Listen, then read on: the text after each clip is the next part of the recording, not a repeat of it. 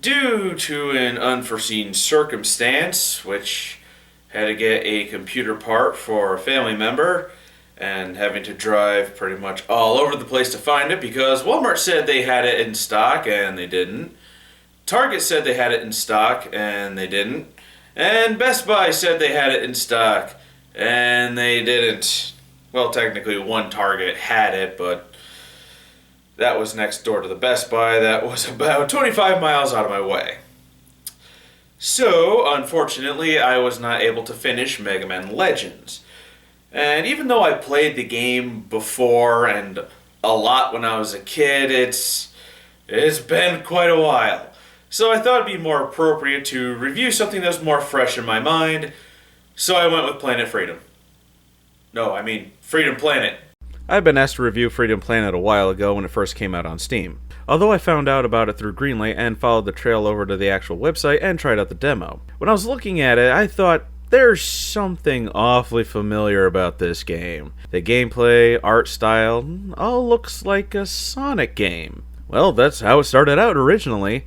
Freedom Planet was originally a Sonic fan game, but the designer Steven DeCuro decided against it, going to DeviantArt and recruiting Zio Ling, who replaced the original cast with her own. The art style is pretty Sonic-esque looking. You'd be forgiven if you thought that they were Sonic fan characters, and in essence, they probably are. Depending on where and when you saw the artwork, the original was pretty Sonic-like, but the artwork that's used now is more of its own style to differentiate it from the original intention. The game strives to emulate the 16-bit style we saw during the 4th generation, although at times it looks more like a 2D PlayStation game due to the amount of detail in the sprites and animation. The sprite animation itself is done really well. It's really fluid for what they were trying to emulate. The music is also really good, but the voice acting is hit and miss. If you're playing through the adventure mode, you'll be able to see fully voiced cutscenes. The voices work for the characters, but the acting quality varies from just reading their lines to pretty well done. However, the sound mixing is terrible. Remember what I said with Sonic Adventure 2, where the music can drown out a character talking, or in some cases they were nearly muted? Well, that's what happens here. A lot. To the point where it's hard to grade the voice acting. Luckily, there are text boxes so you can follow the story easily. As you can see, the gameplay is that of a 2D platformer with some high-speed elements tossed into it. The characters don't really move that fast unless they need to, or if you activate an ability of theirs like Lilac's boost or Carol's motorcycle. The levels are large and sprawling, there's multiple paths to take, and you can take advantage of certain abilities to bypass large chunks of stages if you manage to get into the right spots. At time of writing, there's 3 playable characters: Lilac the dragon, Carol the wildcat, and Mila the dog. Lilac can double jump, which is also an attack that uses a little bit of her energy. She has a boost ability that can be used when the energy bar is fully charged. This boost will propel Lilac in an attack at her full speed and will also bounce her off walls in a Ristar-like fashion. She also has a standard punch or a kick for crouching, a drop kick when in the air, and an uppercut when on the ground.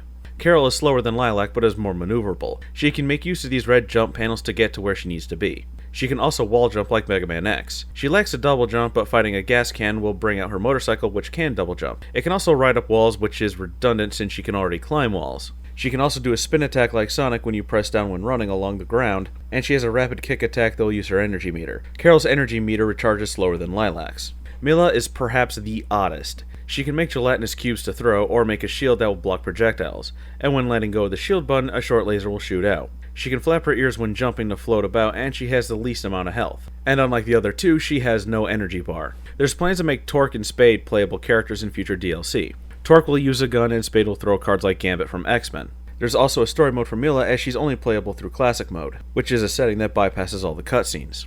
The characters control rather well, but the physics are a little off. You can walk up walls with no change in gravity. It's weird for that to happen. You have a health meter, and to restore it you need to pick up red leaves. Blue crystals will recharge your energy meter faster, but it recharges pretty quick anyway. If you collect 200 crystals, you'll get an extra life, and you'll need all the lives you can get. This game isn't hard, in fact the difficulty curve is pretty good. It starts out easy enough, but as you go up in levels, it gets more and more challenging to a point of feeling unfair. There's one boss that I got to, and I thought it was rather cheap. It was some panda girl that's part of the story, and the part leading up to the boss can severely damage you if you're not fast enough, and the boss itself can deal a lot of punishment rather fast. Once I changed up my strategy, it wasn't a hard fight at all. It just required a lot of good timing and pattern recognition. Some bosses can be exploited like the one in the thermal base. If you manage to do the dragon boost and get it into the tube where you drop down in, you'll practically kill it instantly. And some of these boss fights are pretty epic too. My favorite is from the 3rd level where you're running away from a boss as it chases you.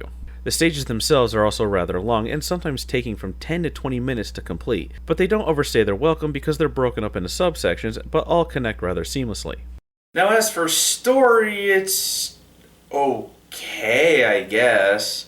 There's dialogue that's in there that doesn't really make sense, so I'm guessing it was part of the story, but they cut that part out but left some dialogue in and didn't change it. There's quite a bit of exposition where it explains some background, but it's more just glanced over.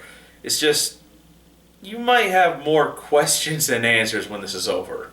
The story starts off with something crash landing on the planet. Lilac and Carol go to investigate only to find an alien in disguise named Torque. The trio set off to protect something called the Kingdom Stone from the main bad guy, Brevin. He wants to steal it as it was his ship that crash landed, and he needs the stone to power it. There's also 3 warring kingdoms, which really isn't explained other than the leaders of each kingdom don't really like each other because reasons. There's a group of assassins, thieves, and mercenaries called the Scarves. It leaves you confused when Spade shows up and Lilac and Carol already know him, but it's revealed that Lilac and Carol used to be Scarves. They said they needed to be in that guild to survive because reasons. And that's the only backstory you get for them. Other than that, you really know nothing about them. There's a line of dialogue that suggests that Carol and Mila, a character that joins them, fight a lot. They never did, and they never do. Brevin seems to be the bad guy out of doing what he does for the greater good of his people, and if his actions to sate his people are evil, then so be it. But he seems to revel in it as well. It's rather conflicting when it comes to his reasons and actions. Torque does try to clear this up, asking if you believe what Brevin says, but Torque hasn't really done much to gain their trust either.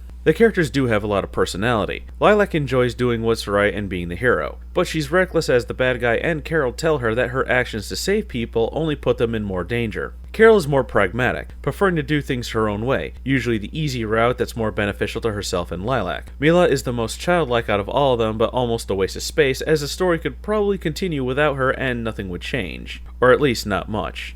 I want to get invested into these characters because they are written well. However, the story in which they're in, it really isn't. I find myself asking too many questions and the cutscenes can go on for far too long. I would find myself dozing off because of their length, and the story is kinda boring. Mostly because the story is rather heavy on the exposition, and it's exposition that doesn't really explain anything either. The game is about 4 hours long, including all the cutscenes, so they probably needed to cram in everything they think you needed to know. However, once I got back into playing the game, I woke back up as the game itself is filled with a lot of action and high-speed platforming to keep you invested in it to the end. But you can just skip all the story and just go with classic mode. Overall though, the game is really good. If you like platform games like Rayman Origins or the older Sonic games, this is a title that will sit happily in your Steam collection or on your Wii U console. As far as I'm aware of, there's no plans for a PlayStation or Xbox port, but Freedom Planet will run on pretty much any computer, and there is a PS Vita port in the works from what I hear. I am very much looking forward to a sequel. I'm sure that there'd be some refinement to the storytelling, and I would like to go on another adventure with Lilac and Carol again because they are really good and fun characters to play with. I would like to see a more refined sprite look in the sequel, making the sprites look more like the promotional art that's used now,